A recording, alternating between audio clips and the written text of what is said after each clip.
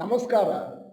ಇವತ್ತಿನ ವಿಡಿಯೋ ವಯಸ್ಸು 42, ನಿವೃತ್ತಿಗೆ 2 ಕೋಟಿ ಜಮಾ ಆಗಬಹುದು, ಸಾಕೆ? ನಾನು ಡಾಕ್ಟರ್ ಭರತ್ ಚಂದ್ರ. ವಿಡಿಯೋಗಳ ಉದ್ದೇಶ ಕನ್ನಡಿಗರ ಫೈನಾನ್ಷಿಯಲ್ ಎಜುಕೇಷನ್. ನಿಮಗೆಲ್ಲ ಗೊತ್ತಿದ್ದ ಹಾಗೆ ನಮ್ಮ ಚಾಟ್ ಬಾಕ್ಸ್ನಲ್ಲಿ ನೀವು ಟೈಪ್ ಮಾಡಿದಂಥ ಪ್ರಶ್ನೆಗಳಿಗೆ ನಾವು ಆವಾಗ ವಿಡಿಯೋ ಮಾಡಿ ನಿಮ್ಮ ಮುಂದೆ ಇಡ್ತೇವೆ. ಹಾಗೆ ಬಂದಂಥ ಹಲವಾರು ಪ್ರಶ್ನೆಗಳಲ್ಲಿ ಈ ಪ್ರಶ್ನೆಗಳಿಗೆ ಉತ್ತರಿಸಿದರೆ ಎಲ್ಲರಿಗೂ ಅನುಕೂಲ ಆಗುತ್ತೆ ಅಂತ ಕಂಡು ಬಂದಾಗ ಅಂತಹ ಪ್ರಶ್ನೆಗಳನ್ನು ಇವತ್ತು ಆಯ್ಕೆ ಮಾಡಿಕೊಂಡು ನಿಮ್ಮ ಮುಂದೆ ವಿಡಿಯೋ ಮಾಡಿದ್ದೇವೆ. ನಮಗೆ ಬಂದಂತಹ ಪ್ರಶ್ನೆ ಈ ರೀತಿ ಇತ್ತು. ನನಗೀಗ 42 ವರ್ಷ. ನನ್ನ ಕ್ಯಾಲ್ಕುಲೇಷನ್ ಪ್ರಕಾರ ನನ್ನ ರಿಟೈರ್ಮೆಂಟಿಗೆ 2 ಕೋಟಿ ಸಿಗ್ಬೋದು. ಇದು ನನ್ನ ಭವಿಷ್ಯಕ್ಕೆ ಸಾಕೆ? ನಮ್ಮ ಕಮೆಂಟ್ ಹೀಗಿದೆ. ಮೊದಲನೇದು, ನಿಮ್ಮ ಕ್ಯಾಲ್ಕುಲೇಷನ್ ಏನು ಹೇಳುತ್ತೆ ಅಂತಂದರೆ, ಇವತ್ತಿನಿಂದ 18 ವರ್ಷಗಳ ಮೇಲೆ ನಿಮಗೆ ಒಂದು ಅಂದಾಜು 2 ಕೋಟಿ ಬರ್ಬೋದು. ಮತ್ತೆ ನಿಮ್ಮ ಮಂತ್ಲಿ ಎಕ್ಸ್ಪೆನ್ಸಸ್ ಇವತ್ತು 40,000 ಇದೆ ಅಂತ ಆದರೆ 6% ಇನ್ಫ್ಲೇಷನ್ ಹಾಗೆ ನಿಮ್ಮ ಮಂತ್ಲಿ ಎಕ್ಸ್ಪೆನ್ಸಸ್ ನಿಮ್ಮ 60 ವಯಸ್ಸಿಗೆ 1,15,000 ಆಗ್ಬೋದು. ಆದ್ದರಿಂದ ಲೆಕ್ಕ ಹಾಕಿದಾಗ 1,15,000 ಇಂಟು 12 ಅಂತಂದ್ರೆ ವರ್ಷಕ್ಕೆ 13.8 lakhs ಬೇಕಾಗುತ್ತೆ. ಆದರೆ ನಾವೇನಾದರೂ 2 ಕೋಟಿ ನಿಮ್ಮ ಹತ್ರ ಇದೆ ಮತ್ತು 13.8 lakhs ಪ್ರತಿ ವರ್ಷ ಖರ್ಚಾಗುತ್ತೆ ಅಂತ ಆದರೆ 14 ವರ್ಷಕ್ಕೆ ನಿಮ್ಮ ಹತ್ರ ಇರುವ ದುಡ್ಡು ಖಾಲಿಯಾಗಿ ಹೋಗುತ್ತೆ. 4ನೇದು ಪಾಯಿಂಟು, ಈ ರೀತಿ ನೀವೇನಾದರೂ 2 ಕೋಟಿಯನ್ನು ಮಾತ್ರ ಜಮಾ ಮಾಡ್ಕೊಳ್ತೀನಿ ಅಂತಂದ್ರೆ 60ನೇ ವಯಸ್ಸಿನಿಂದ 71ನೇ ವಯಸ್ಸಿನವರೆಗೆ ನಿಮಗೆ ರಿಟೈರ್ಮೆಂಟಿಗೆ ದುಡ್ಡು ಸಿಗ್ಬೋದು. ಅದಾದ್ಮೇಲೆ ಕಷ್ಟ ಆಗುತ್ತೆ. 5ನೇ ಪಾಯಿಂಟ್, ಆದ್ದರಿಂದ 2 ಕೋಟಿ ಕಂಫರ್ಟಬಲ್ ಅಮೌಂಟ್ ಅಲ್ಲ. 20 ರಿಂದ 30 ವರ್ಷ ರಿಟೈರ್ಮೆಂಟ್ ಇದೆ ಅಂತಂದ್ರೆ. 6ನೇದ್ದು, ಇವತ್ತಿನಿಂದ ನೀವು ಒಂದಷ್ಟು ಸ್ಟೆಪ್ಸ್ ತಗೊಳ್ಬೇಕು ಜಾಸ್ತಿ ಹಣವನ್ನು ಅರ್ನ್ ಮಾಡಲಿಕ್ಕೆ ಮತ್ತು ಜಾಸ್ತಿ ಹಣವನ್ನು ಉಳಿತಾಯ ಮಾಡಿ ಷೇರು ಮಾರುಕಟ್ಟೆಯಲ್ಲಿ ಹೂಡಲಿಕ್ಕೆ. ಅಕಸ್ಮಾತ್ ನಿಮ್ಮ ರಿಟೈರ್ಮೆಂಟ್ ಪರ್ಪಸ್ ಏನಾದರೂ 3 ರಿಂದ 4 ಕೋಟಿ ಆಗುತ್ತೆ ಅಂತಂದ್ರೆ ಅದರಲ್ಲಿ ಕಂಫರ್ಟಬಲ್ ಆಗಿ ನಿಮ್ಮ ಜೀವನವನ್ನು ಸಾಗಿಸ್ಬೋದು. ನಾನು ಮಾತಾಡ್ತಿರೋದು ರಿಟೈರ್ಮೆಂಟ್ ಲೈಫ್ ಬಗ್ಗೆ. 7ನೇದ್ದು, ನೀವು ರಿಟೈರ್ಮೆಂಟ್ ಫಂಡ್ ಅನ್ನು ಯಾವಾಗಲಾದರೂ ಪ್ಲಾನ್ ಮಾಡಬೇಕಾದ್ರೆ ದಯವಿಟ್ಟು ಇನ್ಫ್ಲೇಷನ್ ಅನ್ನು ಗಮನದಲ್ಲಿ ಇಟ್ಕೊಳ್ಳಿ. ಈಗ 2ನೆಯ ಪ್ರಶ್ನೆ ನಿಮ್ಮ ಮುಂದೆ. ಸರ್, ಒಂದು ದಿನಕ್ಕೆ 1000 ರಿಂದ 2000 ರೂಪಾಯಿ ಸ್ಟಾಕ್ ಮಾರ್ಕೆಟ್ ಇಂದ ಬರುವ ಹಾಗೆ ಸ್ವಲ್ಪ ಹೇಳಿಕೊಡಿ ಸರ್. ಬಹಳ ಒಳ್ಳೆಯ ಪ್ರಶ್ನೆ ಕೇಳಿದ್ದಾರೆ. ಬಹುಶಃ ಈ ಪ್ರಶ್ನೆ ಸಾವಿರಾರು ಜನರ ಮನದಲ್ಲಿ ಕೂಡ ಇರ್ಬೋದು. ಬಹಳ ಜನ ನಮ್ಗೆ ಹೇಳೋದು, ನಾನು ನಾಳೆಯಿಂದ ಆಫೀಸ್ಗೆ ಹೋಗೋದಿಲ್ಲ, 1,000-2,000 ಬಂದರೆ ಸಾಕಾಗುತ್ತೆ. ನಮ್ಮ ಕಮೆಂಟ್ ಹೀಗಿದೆ. ನಂಬರ್ 1, ನೀವೇನಾದರೂ ಡೈಲಿ ಸ್ಟಾಕ್ ಮಾರ್ಕೆಟಿಂದ ಪ್ರಾಫಿಟ್ ಮಾಡಬೇಕು ಅಂತಂದ್ರೆ ನೀವು ಐದರ್ ಇಂಟ್ರಾಡೇ ಟ್ರೇಡಿಂಗ್ ಅಥವಾ ಫ್ಯೂಚರ್ಸ್ ಅಂಡ್ ಆಪ್ಷನ್ಸ್ ಮಾಡಬೇಕಾಗುತ್ತೆ.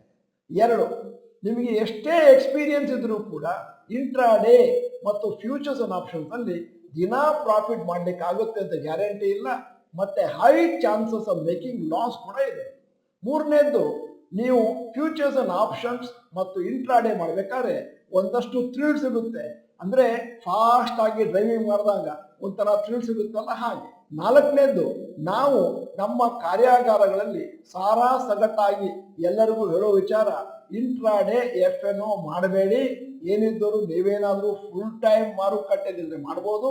ಇಲ್ಲ ನಿಮ್ಮ ಹತ್ರ ಜಾಸ್ತಿ ದುಡ್ಡಿದ್ದು ರಿಸ್ಕ್ ತೆಗೆದುಕೊಳ್ಳುವ ಕೆಪಾಸಿಟಿ ಇದ್ರೆ ಮಾತ್ರ ಮಾಡ್ಬೋದು. ಇದರಲ್ಲಿ ನಿಮಗೆ ಕ್ವಿಕ್ ಆಗಿ ಮನೆ ಬಂದರೂ ಕೂಡ ಸಡನ್ ಆಗಿ ಕಳ್ಕೊಳ್ಳುವಂತ ಚಾನ್ಸಸ್ ಇದೆ. ನಾವು ಯಾರಿಗೂ ರೆಕಮೆಂಡ್ ಮಾಡೋದಿಲ್ಲ. ನಿಮ್ಮ ಪ್ರಶ್ನೆಗೆ ಉತ್ತರವಾಗಿ 5ನೇ ಪಾಯಿಂಟ್, ಬಹಳ ಜನ ಯೂಟ್ಯೂಬ್ನಲ್ಲಿ ಮತ್ತೆ ಬೇರೆ ಕಡೆ ಕ್ಲಾಸ್ ಮಾಡ್ತಿರ್ತಾರೆ.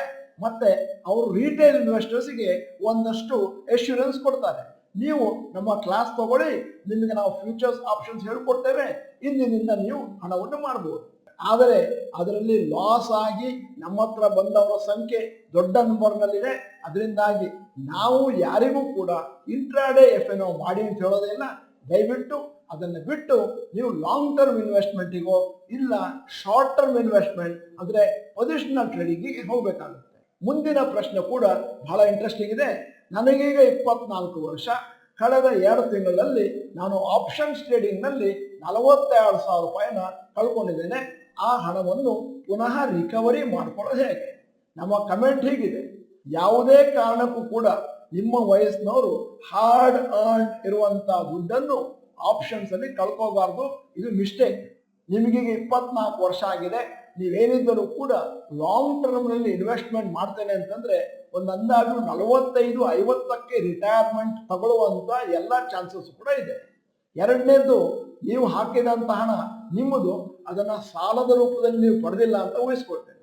ಮೂರನೇದ್ದು, ನೀವು ಹೇಳ್ತಾ ಇದ್ದೀರಿ ನಾನೀಗ 42,000 ರೂಪಾಯಿನ ಕಳ್ಕೊಂಡಿದ್ದೀನಿ ಆಪ್ಷನ್ಸ್. ಮತ್ತೆ ಬಹುಶಃ ನಿಮ್ಮ ಐಡಿಯಾ ಇರ್ಬೋದು, ಆ 42,000ನ ಆಪ್ಷನ್ಸ್ ಅಲ್ಲೇ ನಾನು ವಾಪಸ್ ಪಡಿಬೇಕು. ಇದು ತಪ್ಪು ಐಡಿಯಾ. ಅದರ ಬದಲಾಗಿ ನಾವು ಹೇಳ್ತೇವೆ ಆಪ್ಷನ್ಸ್ ನ ಮರೆತು ಬಿಡಿ, ಬಹಳ ರಿಸ್ಕಿ ಇನ್ಸ್ಟ್ರೂಮೆಂಟ್. ಅದರ ಬದಲಾಗಿ ಲಾಂಗ್ ಟರ್ಮ್ ಇನ್ವೆಸ್ಟ್ಮೆಂಟ್ ನ ಕಲ್ತ್ಕೊಳ್ಳಿ. ಷೇರು ಮಾರುಕಟ್ಟೆ, ಮ್ಯೂಚುವಲ್ ಫಂಡ್ ಬಗ್ಗೆ ಒಂದು ಒಳ್ಳೆಯ ಕೋರ್ಸ್ ಅನ್ನು ಜಾಯಿನ್ ಆಗಿ ಮತ್ತೆ ನಿಮ್ಮ ಹಣವನ್ನು ಲಾಂಗ್ ಟರ್ಮಿಗೆ ಕೂಡ್ತಾ ಹೋಗಿ. ನಾಲ್ಕನೇದು, 42,000 ರೂಪಾಯಿನ ಕಳ್ಕೊಂಡಿದ್ದೀರಿ. ನಿಮ್ಮ ವಯಸ್ಸಿನಲ್ಲಿ ಅದು ದೊಡ್ಡ ಒಂದು ಮೊತ್ತ ಅಲ್ಲ. ಯಾಕಂತಂದ್ರೆ ನಿಮ್ಮ ಮುಂದೆ ಬೇಕಾದಷ್ಟು ಸಮಯ ಇದೆ ಲಾಂಗ್ ಟರ್ಮ್ ನಲ್ಲಿ ಹಣವನ್ನು ರಿಕವರಿ ಮಾಡಲಿಕ್ಕೆ. ಮತ್ತೆ ಐದನೇದು, ಇಂದಿನಿಂದ ಅರ್ಥ ಮಾಡ್ಕೊಳ್ಳಿ, ದಯವಿಟ್ಟು ಆಪ್ಷನ್ಸ್, ಇಂಟ್ರಾಡೇ ಮತ್ತೆ ಫ್ಯೂಚರ್ಸ್ ಮಾಡ್ಲಿಕ್ಕೆ ಹೋಗಬೇಡಿ. ಅದರಲ್ಲಿ ಹಣವನ್ನು ಕಳ್ಕೊಳ್ಳುವಂತ ಚಾನ್ಸು ಜಾಸ್ತಿ ಇದೆ. ಮುಂದಿನ ಮತ್ತು ಬಹಳ ಉಪಯುಕ್ತವಾದಂತಹ ಪ್ರಶ್ನೆ ಹೀಗಿದೆ, ಸರ್ ನಾನು ಶಾರ್ಟ್ ಟರ್ಮಿಗೆ ಅಂತೇಳಿ ಡಿಫೆನ್ಸ್ ಸ್ಟಾಕ್ಗಳಲ್ಲಿ ಹೈ ಪ್ರೈಸ್ ಅಲ್ಲಿ ಶೇರ್ಗಳನ್ನು ತಗೊಂಡೆ. ಈಗ ಅದು 20-25% ಕೆಳಗೆ ಬಿದ್ದಿದೆ. ಈಗ ಏನ್ ಮಾಡೋದು? ನನಗೆ ಆ ದುಡ್ಡು ಅರ್ಜೆಂಟ್ ಆಗಿ ಬೇರೆ ಯಾವುದೋ ಕೆಲಸಕ್ಕೆ ಬೇಕಾಗಿತ್ತು ಮುಂದಿನ ದಿನಗಳಲ್ಲಿ. ನಮ್ಮ ಕಮೆಂಟ್ ಹೀಗಿದೆ. ಮೊದಲನೇದು, ನೀವು ಯಾವುದೇ ಕಾರಣಕ್ಕೂ ಕೂಡ ಒಂದ್ಸತಿ ಶಾರ್ಟ್ ಟರ್ಮ್ ನಲ್ಲಿ ತಗೊಂಡ್ಮೇಲೆ ಅದನ್ನು ತೆಗೆದುಕೊಳ್ಳಬೇಕಾಗಿತ್ತು ಟೆಕ್ನಿಕಲ್ ಅನಾಲಿಸಿಸ್ ಆಧಾರಿತವಾಗಿ. ಟೆಕ್ನಿಕಲ್ ಅನಾಲಿಸಿಸ್ ಆಧಾರಿತವಾಗಿ ಯಾವುದೇ ಶೇರ್ ಅನ್ನು ಶಾರ್ಟ್ ಟರ್ಮ್ ಅಲ್ಲಿ ತಗೊಂಡ ಮೇಲೆ ಟೆಕ್ನಿಕಲ್ ಅನಾಲಿಸಿಸ್ ಅಲ್ಲಿ ಸೆಲ್ ಅಂತ ಬಂದಾಗ ಯಾವುದೇ ಕಾರಣಕ್ಕೂ ಅದನ್ನು ಬಾಕಿ ಇಡಬಾರ್ದು, ಸೇಲ್ ಮಾಡಬೇಕಾಗುತ್ತೆ. ಇಲ್ಲದಿದ್ರೆ ಡೌನ್ವರ್ಡ್ ಟ್ರೆಂಡ್ ಸ್ಟಾರ್ಟ್ ಆಯ್ತು ಅಂತಂದ್ರೆ ಇನ್ನೂ ಕೆಳಗೆ ಹೋಗುತ್ತೆ ಬೈಯಿಂಗ್ ಪ್ರೈಸ್ ಇಂದ. ಎರಡನೇದು, PSU ಡಿಫೆನ್ಸ್ ಸ್ಟಾಕ್ಗಳು ಅಂದಾಜು 30-40% ಕೆಳಗೆ ಬಿದ್ದಿದ್ದಾವೆ ಬಿಕಾಸ್ ಆಫ್ ಹೈ ವ್ಯಾಲ್ಯೂಯೇಷನ್. ಈಗ ನಿಮ್ಮ ಪ್ರಶ್ನೆಗೆ ಮೂರನೇ ಪಾಯಿಂಟ್, ಇನ್ನು ಕೆಲವು ದಿನಗಳಲ್ಲಿ ಒಂದು ಸಣ್ಣ ರ್ಯಾಲಿ ಬರ್ಬೋದು. ಆ ಟೈಮಲ್ಲಿ ನೋಡ್ಕೊಳ್ಳಿ, ಕರೆಕ್ಷನ್ ಆಗುವ ಮುಂಚೆ ಆ ಷೇರುಗಳನ್ನು ಮಾರಿಕೊಳ್ಳಿಕ್ಕೆ ಟ್ರೈ ಮಾಡಿ. ನಾಲ್ಕನೇದು, ಡಿಫೆನ್ಸ್ ಸ್ಟಾಕ್ಗಳಲ್ಲಿ ಹೈ ವ್ಯಾಲ್ಯೂಯೇಷನ್ ಇತ್ತು, ಬಹಳ ಮೇಲಕ್ಕೆ ಹೋಗಿತ್ತು. ಅದರಿಂದಾಗಿ ಮುಂದಿನ ದಿನಗಳಲ್ಲಿ ಯಾವುದೇ ರ್ಯಾಲಿ ಬಂದರೂ ಕೂಡ ಡಿಫೆನ್ಸ್ ಸ್ಟಾಕ್ಗಳು ಮೇಲಕ್ಕೆ ಹೋಗುವಂತ ಚಾನ್ಸಸ್ ಸ್ವಲ್ಪ ಕಡಿಮೆ ಇದೆ. ಐದನೇದ್ದು, ಇನ್ನು ಕೆಲವು ದಿನಗಳಲ್ಲಿ ರ್ಯಾಲಿ ಬರುತ್ತೆ ಅಂತ ಹೇಳಿದೇನಲ್ಲ, ಆ ಸಮಯದಲ್ಲಿ ನೋಡ್ತಾ ಇರಿ. ಅಕಸ್ಮಾತ್ ನೀವು ಕೊಂಡ ಷೇರು ಅದರಲ್ಲಿ ಲಾಸು ಸ್ವಲ್ಪ ಕಮ್ಮಿ ಆಗಿದೆ, ಇಲ್ಲ ನೀವು ತೆಗೆದುಕೊಂಡ ಪ್ರೈಸ್ಗೆ ಬಂತು ಅಂತಂದ್ರೆ ಆವಾಗ ಸೇಲ್ ಮಾಡಿ. ಇನ್ನು ಮುಂದಿನ ದಿನಗಳಲ್ಲಿ ಯಾವುದೇ ಕಾರಣಕ್ಕೂ ಕೂಡ ಟೆಕ್ನಿಕಲ್ ಅನಾಲಿಸಿಸ್ ಅನ್ನು ಆಧರಿಸಿಯೇ ಷೇರುಗಳನ್ನು ಕೊಳ್ಳಬೇಕು. ಅಲ್ಲಿ ಸೆಲ್ ಅಂತ ಬಂದ್ರೆ ಯಾವುದೇ ಪ್ರಶ್ನೆಯನ್ನು ಕೇಳದೆ ಸೇಲ್ ಮಾಡಬೇಕಾಗುತ್ತೆ.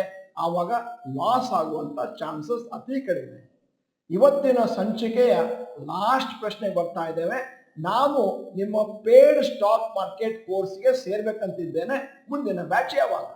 ಕಮೆಂಟ್ ಹೀಗಿದೆ, ನಮ್ಮ ಷೇರು ಮಾರುಕಟ್ಟೆಯ ಮುಂದಿನ ಕೋರ್ಸು ಅಕ್ಟೋಬರ್ ಅಲ್ಲಿ ಬರಲಿದೆ. ಆದ್ದರಿಂದ ನೀವು ನಮ್ಮ ಯೂಟ್ಯೂಬ್ ವಿಡಿಯೋಗಳನ್ನು ನೋಡ್ತಾ ಇರಿ. ಯೂಟ್ಯೂಬ್ ವಿಡಿಯೋಗಳ ಮಧ್ಯದಲ್ಲಿ ನಾವು ಅನೌನ್ಸ್ಮೆಂಟ್ ಮಾಡ್ತೇವೆ. ಎರಡನೇದ್ದು, ನೀವೇನಾದರೂ ನಮ್ಮ ಸ್ಟಾಕ್ ಮಾರ್ಕೆಟ್ ಪೇಡ್ ವರ್ಕ್ಶಾಪಿಗೆ ಜಾಯಿನ್ ಆಗಬೇಕು ಅಂತಂದ್ರೆ ಪ್ರೊಸೀಜರ್ ಹೇಗೆ ಅಂತಂದ್ರೆ successdigest@gmail.comಗೆ ನೀವು ಒಂದು ಇಮೇಲ್ ಹಾಕಿ, ಸಬ್ಜೆಕ್ಟ್ ಸ್ಟಾಕ್ ಮಾರ್ಕೆಟ್ ವೆಬಿನಾರ್ ಅಂತ ಹಾಕಬೇಕು, ಹೆಸರು ಮೊಬೈಲ್ ನಂಬರ್ ಅನ್ನ ಮೆನ್ಷನ್ ಮಾಡಿರ್ಬೇಕು. ಆಮೇಲೆ ಅದು ಯಾವಾಗ ಮುಂದಿನ ಕೋಡ್ ಬರುತ್ತೋ ಆವಾಗ ನಿಮಗೆ ಇಮೇಲ್ ಬಂದು ತಲುಪುತ್ತೆ.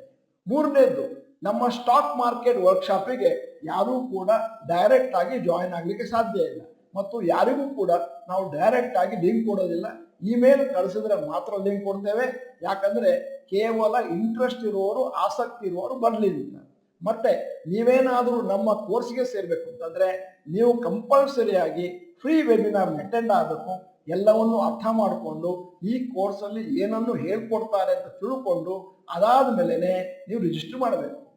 ಇಲ್ಲಿಗೆ ಇವತ್ತಿನ ಈ ವಿಡಿಯೋ ಮುಕ್ತಾಯವಾಯಿತು. ವಿಡಿಯೋ ಚೆನ್ನಾಗಿದೆ ಅಂತಂದ್ರೆ ಲೈಕ್ ಬಟನ್ ಒತ್ತೋದನ್ನು ಮರಿಬೇಡಿ. ವಿಡಿಯೋ ಚೆನ್ನಾಗಿದೆ ಅಂತಂದ್ರೆ ನೀವು ಗುಡ್ ಅಂತ ಚಾಟ್ ಬಾಕ್ಸ್ ನಲ್ಲಿ ಟೈಪ್ ಮಾಡಿ. ವಿಡಿಯೋನ ನಿಮ್ಮ ಎಲ್ಲಾ ಸ್ನೇಹಿತರಿಗೂ ಫಾರ್ವರ್ಡ್ ಮಾಡಿ.